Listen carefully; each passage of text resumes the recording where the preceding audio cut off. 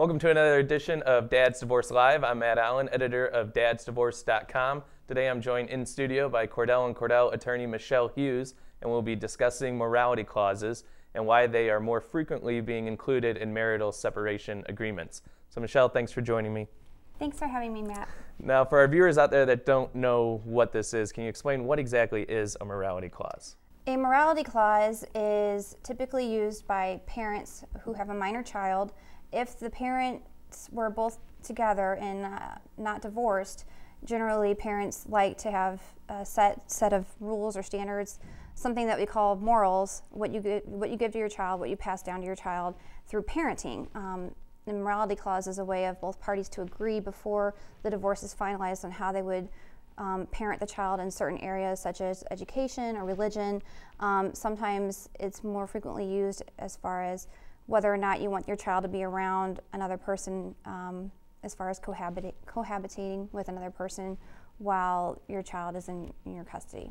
And are there other types of, issues that can be addressed in morality clauses? Other types of issues that can be addressed could be drugs and alcohol.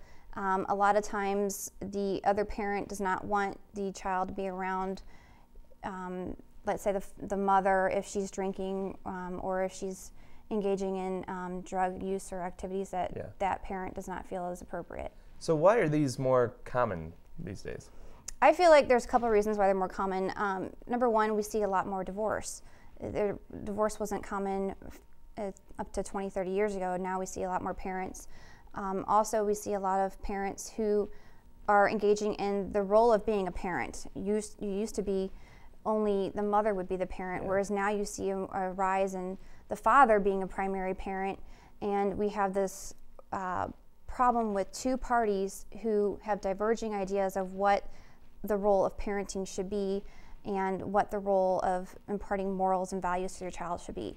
So in a way to kind of cut those problems off in the very beginning before they even start, parents engage in these types of clauses so that they can each have a say as to what values are imparted into the children. Now, can a court order a morality clause be included, or can these only be included by agreement of the parties? A court can order a morality clause. Generally, you don't see that happen, though.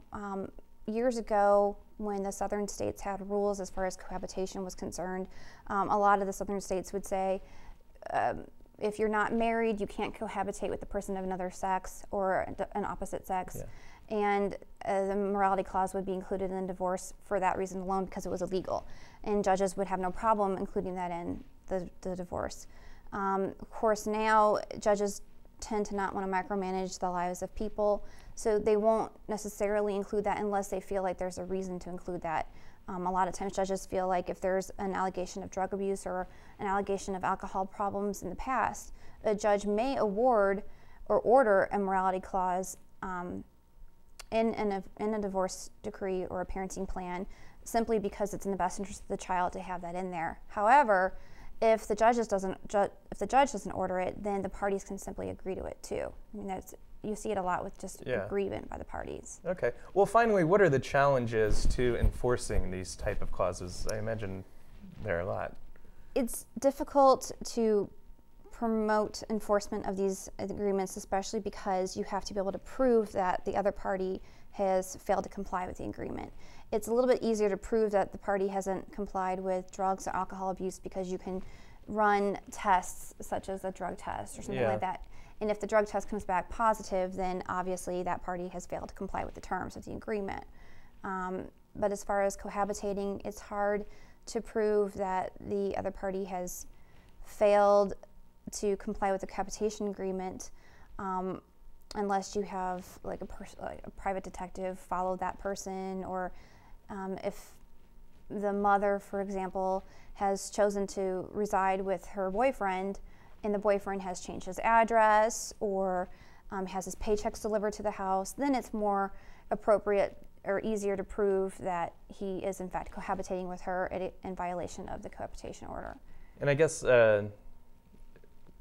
if you want to actually enforce it, I mean, what type of motion do you file? Is it a contempt or? Well, there's two ways to try to enforce this. Number one would be to file a motion for contempt, like you said.